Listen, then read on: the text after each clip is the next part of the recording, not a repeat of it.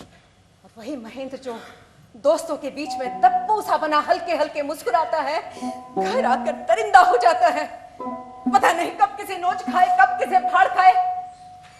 आज वो अपनी कमीज को आग लगा देता है, कल वो सावित्री की छाती पर बैठकर उसका सर जमीन से रगड़ने लगता है।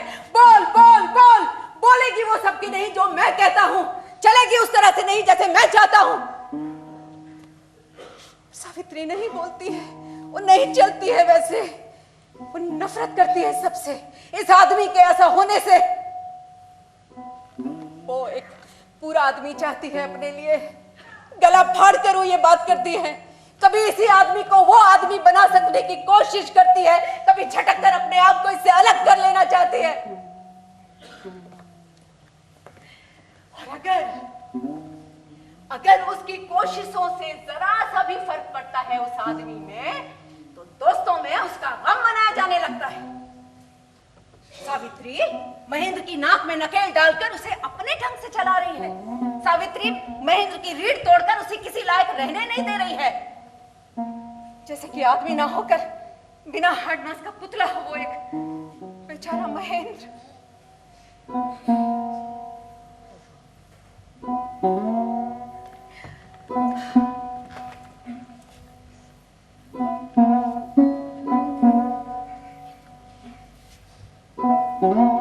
बिना हार्ड मांस का पुतला, या जो भी कह लो तुम उसे, पर मेरी नजर में वो हर आदमी जैसा एक आदमी है, सिर्फ इतनी ही कमी है उसमें। ये आप मुझे बता रहे हैं, जिसने 22 साल साथ रहकर जाना है उस आदमी को?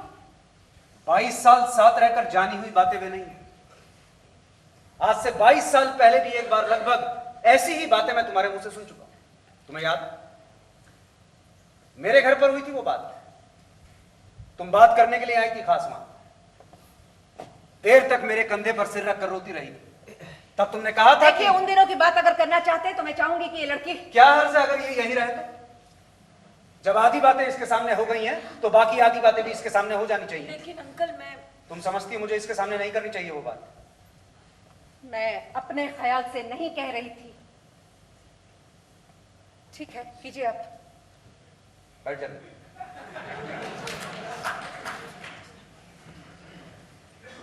उस दिन पहली बार मैंने तुम्हें उस तरह से ढुलते हुए देखा, तब तुमने कहा था कि मैं बिल्कुल बच्ची थी तब तक, अभी और। उस दिन भी बिल्कुल इसी तरह महेंद्र को तुमने मेरे सामने उधेड़ा था, लेकिन तब तुमने कहा था कि वो बहुत लीजा और चिपचिपा सा आदमी है। पर उसे वैसा बनाने वालों में तब नाम दूसरों के थे। एक नाम था उसकी मां का और दूसरा उसके पिता का। ठीक है, उन लोगों की भी कोई कम देन नहीं रही है उसे ऐसा बनाने में। जुनेजा का नाम तब कहीं नहीं था ऐसे लोगों में। क्यों नहीं था ये भी कह दूं? मैं आपकी इज्जत करती थी, बस इतनी सी बात थी। तुम इज्जत कह सकती हो इसे, पर वो इज्जत किस लिए करती थी? इसलिए नहीं कि आदमी के तौर पर मैं महेंद्र से कुछ बेहतर था तुम्हारी नजर में, बल्कि सिर्फ इसलिए कि आपके पास बहुत पैसा था, आपका बहुत दबदबा था इन लोगों के बीच। नहीं, सिर्फ इसलिए कि मैं जो भी था, जैसा भी था, महेंद्र नहीं था।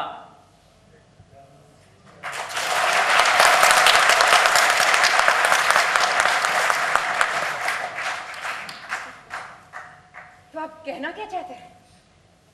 मुझसे उस वक्त तुम क्या चाहती थी ये मैं ठीक ठीक नहीं जानता, पर तुम्हारी बात से यह जरूर जाहिर था कि तुम तब भी महेंद्र को वो आदमी नहीं समझती थी जिसके साथ तुम जिंदगी काट सकती। हालांकि आज तक उसके साथ जिंदगी काट रही हूं, पर हर दूसरे चौथे साल उससे अपने आप को झटक लेने की कोशिश करती, इधर उधर नजर दौड़ाती हुई कि अब कोई जरिया मिल जाए। पहले कुछ दिन जुनेजा एक आदमी था तुम्हारे सामने, उसके बाद जिससे तुम कुछ दिन चकाचौंध रही वो था शिवजी। एक बड़ी डिग्री, बड़े बड़े शब्द, पूरी दुनिया घूमने का अनुभव, पर असल चीज वही कि उसमें जो भी था और ही कुछ था, महेंद्र नहीं था। पर जल्दी तुमने उसे भी पहचानना शुरू कर दिया कि वो क्यों निहायत ही दोगला किस्म का आदमी है, हमेशा दो तरह की बातें करता है।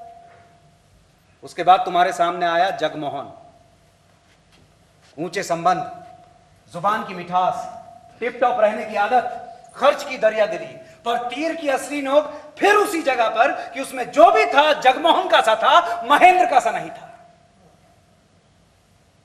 पर शिकायत तुम्हें उससे भी होने लगी।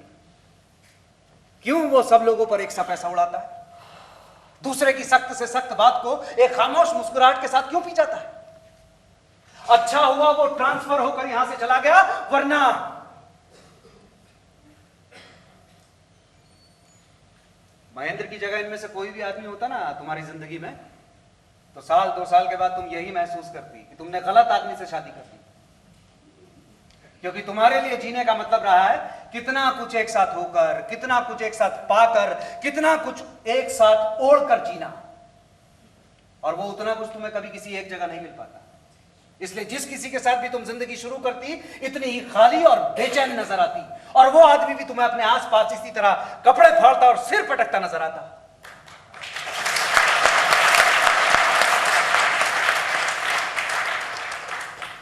क्यों? क्योंकि तुम्हारी तलाश अब तक खत्म नहीं हुई है। उस एक पूरे आदमी की तलाश जो तुम्हारे आधे अधूरेपन को पूर्ण कर दे। तुम हंस रही हो? हाँ, पता नहीं, शायद हंसी रही। आप कहते रहिए। तुम्हें एक बहुत बड़ा झटका खाना पड़ा था अपनी आखिरी कोशिश में। कौन सी आखिरी कोशिश में? मनोज का बड़ा नाम था, उस एक नाम की डोर पकड़कर कहीं पहुंच सकने की आखिरी कोशिश में। लेकिन तुम एकदम बौरा गई जब तुमने पाया कि वो उतने नाम वाला आदमी तुम्हारी लड़की को रातों रात घर से अंकल? मजबूर होकर कहना पड़ रहा है बेटे, तू शायद मनोज को अब भी उतना नहीं जानती जितना जितना ये जानती है। इसलिए ये आज उसे बर्दाश्त भी नहीं कर सकती। क्यों? ठीक नहीं है ये? बिन्नी के मनोज के साथ चले जाने के बाद तुमने एक अंधाधुंध कोशिश शुरू की, कभी महेंद्र को ही और झकझोरने की, कभी अशोक को ही चाबुक लगाने की, कभी उन दोनों से धीरज खोकर कोई और ही रास्ता, कोई और ही चारा ढूंढ सकने की। ऐसे में पता चला कि जगमोहन वापस आ गया। आगे से रास्ता बंद पाकर तुमने फिर पीछे की ओर देखना चाहा। अभी उसके साथ बाहर गई थी, क्या बातचीत हुई? आपको क्या लगता है? आपको मुझसे कुछ भी पूछने का, कुछ भी जानने का हक हासिल है? ना सही, पर मैं बिना पूछे बता सकता हूं क्या बात हुई।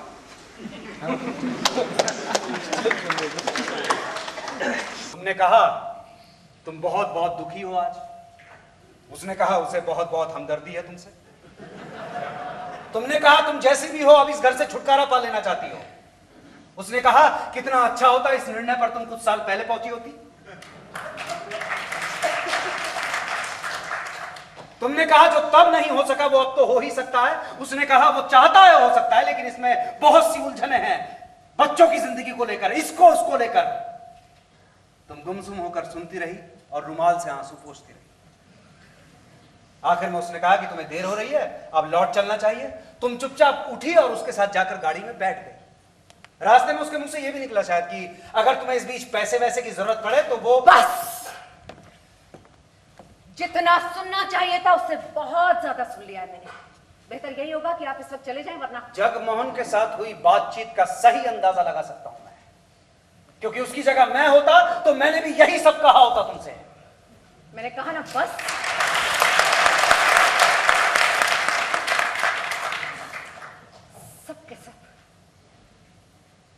सबके सब एक जैसे हैं आप लोग, बिल्कुल एक जैसे। अलग अलग मुखौटे पर चेहरा चेहरा सबका एक ही है।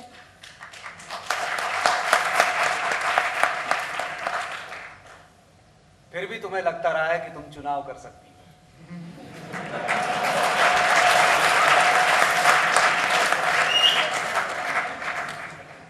लेकिन दाएं से हटाकर बाएं, आगे से हटाकर पीछे, इस कोने से हटाकर दूसरे कोने। लेकिन क्या सचमुच कहीं कोई चुनाव नजर आया तुम्हें? बोलो, आया नजर?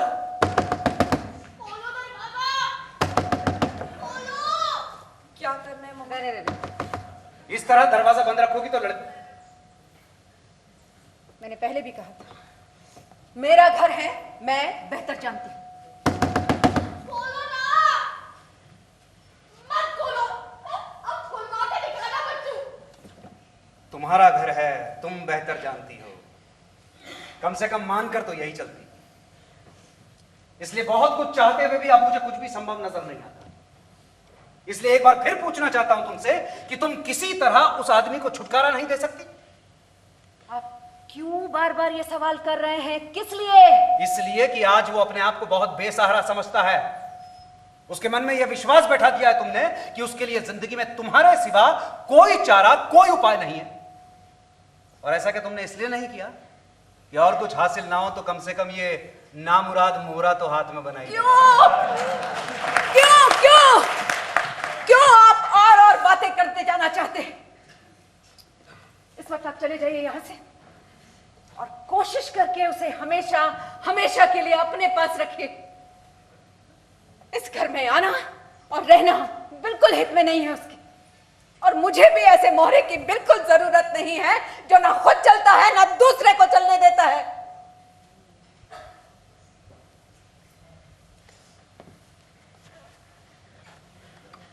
ठीक है, वो नहीं आए। वो अकेला है लेकिन इतना अकेला नहीं। तुमसे जुड़ा हुआ है लेकिन इतना जुड़ा हुआ नहीं। उतना बेसहारा भी नहीं है जितना वो अपने आप को समझता है। अगर वो देख सके तो पूरी दुनिया है उसके सामने, और मैं कोशिश करूंगा कि वो आंख खोलकर देख सके। जरूर जरूर, इस तरह उसका उपकार तो करेंगे ही आप। मेरा भी इससे बड़ा उपकार जिंदगी में नहीं कर सकेंगे। क्या हुआ अशोक, तू वापस क्यों आ गया? मैंने छड़ी दे मुझे अंदर से। छड़ी क्या करनी है तुझे? डैडी की तबीयत ठीक नहीं हो ना, स्कूटर रिक्शा से उतारना। चल जल्दी जा। डैडी लौट आए हैं? हाँ तो आ ही गया वो आखिर। जी हाँ, आ ही गए वो आपको। किन्नी, दरवाजा खोल। दरवाजा नहीं खुलेगा। पागल हो गए क्या? खोल जल्दी। हाँ, पागल ही हो गई हूँ मैं। दरवाजा नहीं खुलने वाला। किन्ने, किन्नी, ये कौन फिसला जोड़ी पर? अरे डैडी होंगे, उत्तर प्रदेश चले आए होंगे ऐसे। डैडी, आराम से डैडी। संभल कर संभल कर संभल कर महेंद्रनाथ, संभल कर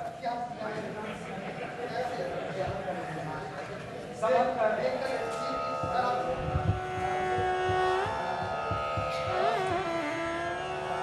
डैडी,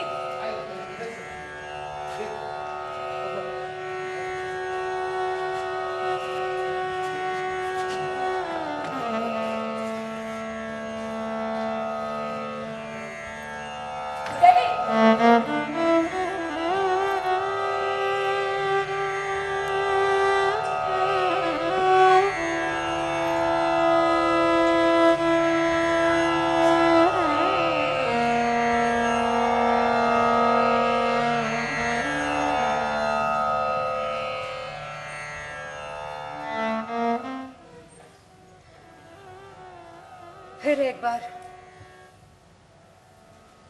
फिर से वही शुरुआत।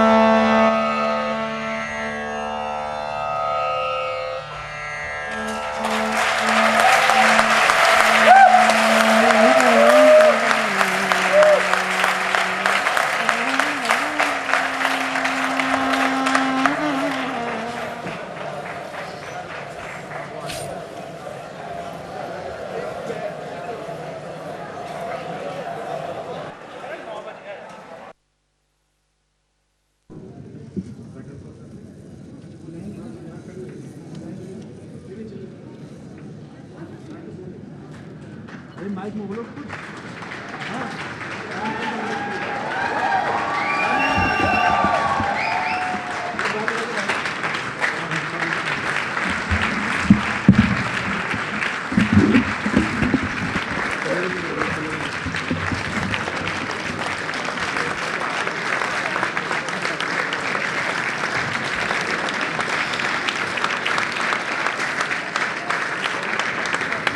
आधे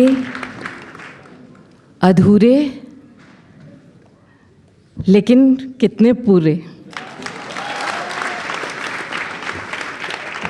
मैं आमंत्रित करती हूँ डॉक्टर जयदेव तनेजा जी को कि मंच पर तशरीफ़ लाएं और आप इस जो पुरस्कार समारोह है उसके चयन समिति के सदस्य भी रहे हैं।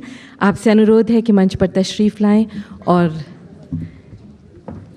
पूर्णता के करीब पहुँचे हुए इन कलाकारों का फूलों से स्वागत करें।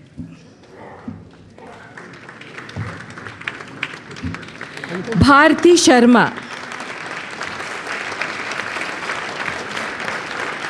नाटक का निर्देशन और मुख्य भूमिका को एक साथ करना जिस जीवट का काम है वो सावित्री भारती शर्मा या एक पूर्णता का जीवन जी रही हर भारतीय नारी करती है, कर सकती है।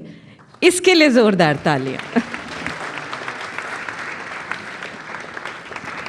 हमारे लिए बहुत ही फ़ख्र का विषय है कि स्वर्गीय मोहन राकेश जी की पत्नी श्रीमती अनीता राकेश जी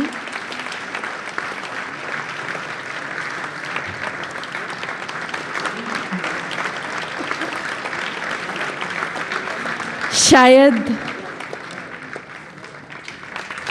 विगत के बहुत से सपने इस नाटक को देखते वक्त इस प्रेक्षागृह में अनीता जी के माध्यम से अपने आप को दोहरा रहे थे। डॉक्टर जयदेव तनेजा जी से अनुरोध है कि अनीता जी को फूलों से स्वागत करें। अनीता जी का फूलों से स्वागत। आपकी उपस्थिति हमारे लिए फख्र का विषय है।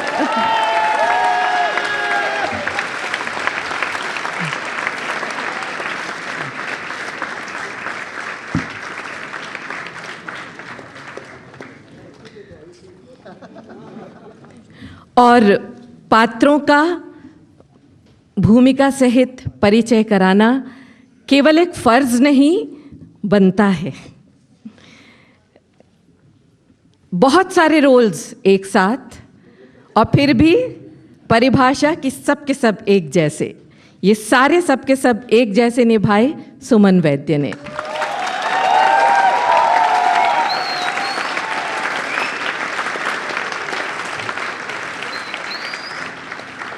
मजबूत कंधों वाली स्त्री सावित्री भारती शर्मा,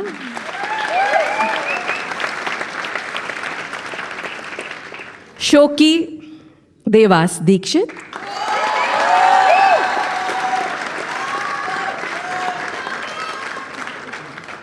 सधी हुई बिन्नी अंकिता गोसाई,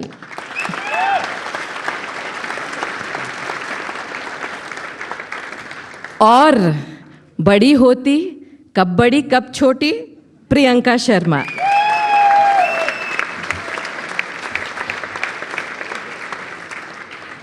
आप सबका यहाँ मौजूद होना इस वक्त जब दुनिया फिल्मों की ओर बढ़ते हुए 400 करोड़ के क्लब बना रही है, आप सबके लिए बहुत सारी तालियां।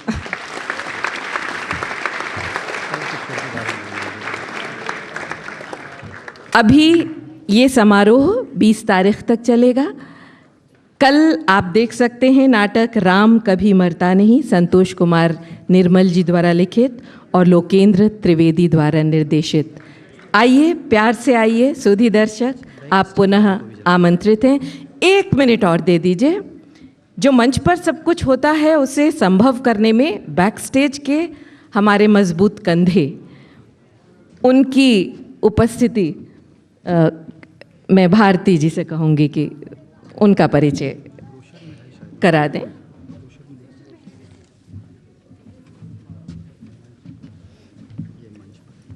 मंच परे मंच व्यवस्थापक रूपेश बिमटा, मंच निर्माण अब्दुल हकीम, वस्त्र विन्यास गरिमा, अंकिता और प्रियंका, मंच सामग्री अपूर्व और शेषनाथ, संगीत संचालन वीरेंद्र सिंह,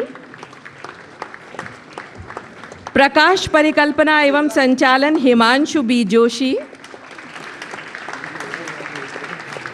आलेख जिनकी स्मृति में ये पुरस्कार समारोह और नाट्य समारोह हो रहा है, आलेख मोहन राकेश जी का था। सह निर्देशन रुपेश भिमटा और वीरेंद्र सिंह।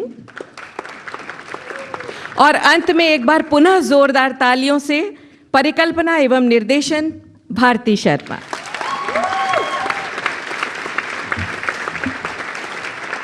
इसके साथ ही उद्घाटन संध्या का समापन करते हुए मैं शोभना जगदीश आपसे विदा लेती हूँ। फिर आइए 20 तारीख तक। धन्यवाद, नमस्कार।